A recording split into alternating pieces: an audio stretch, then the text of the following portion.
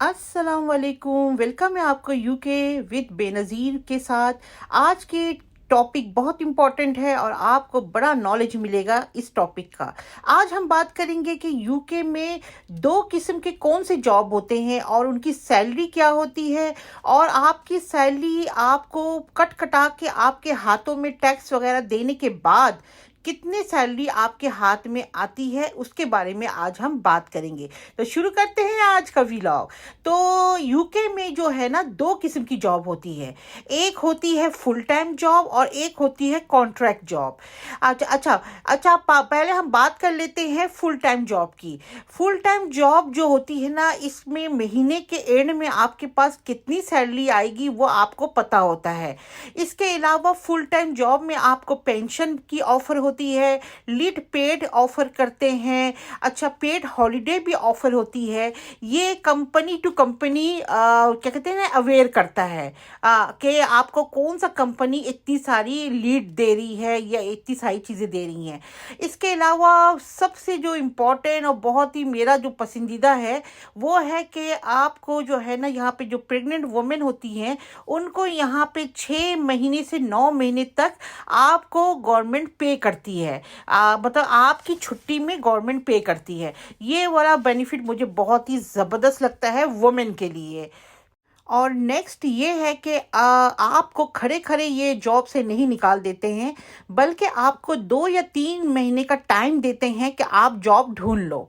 तो ये फ़ायदा होता है आपका मतलब कि फुल टाइम जॉब का। अच्छा, अब बात कर लेते हैं कॉन्ट्रैक्ट जॉब। कॉन्ट्रैक्ट जॉब यहाँ पे आजकल तो बहुत रिवाज यूके में हो गया है कॉन्ट्रैक्ट जॉब का। अच्छा, ये डिपेंड करता है, किसी को 6 महीना, साल या 2 साल के लिए भी लोग हायर करते हैं। ये डिपेंड करता है कि आपकी कंपनी आपको क्या ऑफर कर रही है, कि आपने ऐसे अपने आवर्स काम, कितने आवर्स आपने काम करना है, पर वीक करना है, ये सब आपको पहले से डिसाइडेड एंड ऑफर होता है। अच्छा, कॉन्ट्रैक्ट जॉब में आपको पता होता है कि पेड पीरियड में, कितने पीरियड में शुरू हुआ है और कितने पीरियड में ख़त्म होगा। और इनका टैक्स का जो सिस्टम होता है ना, वो ये खुद ही देते हैं।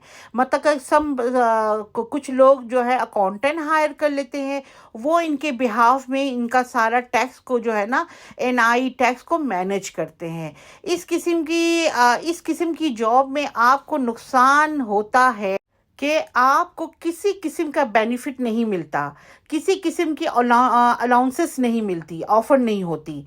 अच्छा, इन जॉब की सैलरी बहुत अच्छी होती है और आप डिमांड कर सकते हैं कि मुझे इतनी सैलरी चाहिए। तो इनकी सैलरी अच्छी होती है क्योंकि ये ज़्यादातर जो कॉन्ट्रैक्ट का काम जो है ना, ये स्किल क्या कहते हैं, एजुकेशन वाले लोग ज़्यादा करते हैं, जिनके पास बड़ा अच्छा कोई स्किल का कोई काम है या कुछ है जो इनको बहुत ज़्यादा डिमांडेड बना देता है। तो चले जी, अब बात कर लेते हैं यूके के टैक्स अमाउंट कितने सैलरी में से कट के आपके हाथ में आता है। तो चले जी, इसको शेयर करते हैं।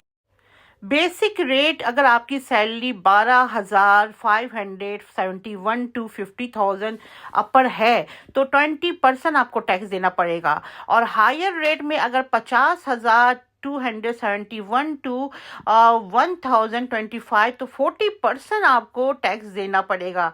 एडिशनल जो है, आपको अगर 1 लाख से ऊपर सैलरी है तो और उसके टैक्स है। इसके अलावा एनआई आपको खुद से पे करना पड़ेगा, एनआई का अलग है।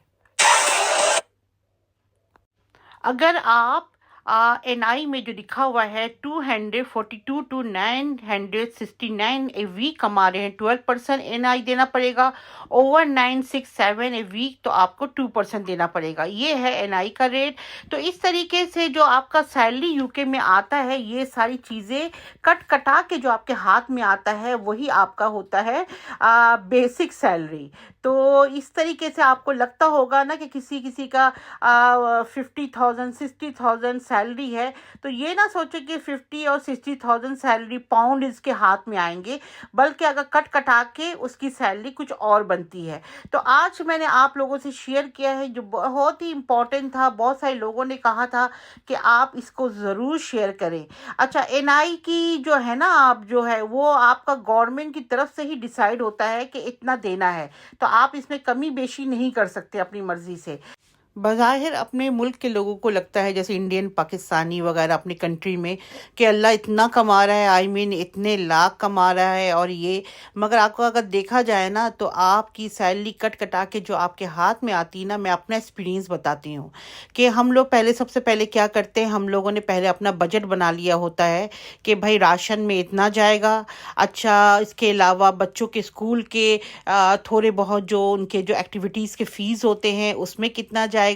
इसके अलावा आपको दूसरे एक्सपेंस भी निकालने पड़ते हैं, जैसे कि जिम जाना होता है, उसका फ़ी निकालते हैं। और अगर आपका रेंट का घर है तो आपको रेंट भी सबसे पहले निकालना पड़ेगा। अच्छा, इसके अलावा जिसके अपने घर हैं तो वो आपको क्या कहते हैं, मॉर्गेज निकालना पड़ेगा। तो मतलब है कि ऐसा नहीं है कि वो बंदा जो है सैलरी पूरी हाथ में आई है तो पूरी सेविंग हो गई है, ऐसा नहीं है। आपको बहुत ही कहते हैं ना, यूके में जैसे सैलरी है वैसे अखराजात भी बहुत है, और अब तो बहुत ज़्यादा ही कहते हैं ना महंगाई हो गई है।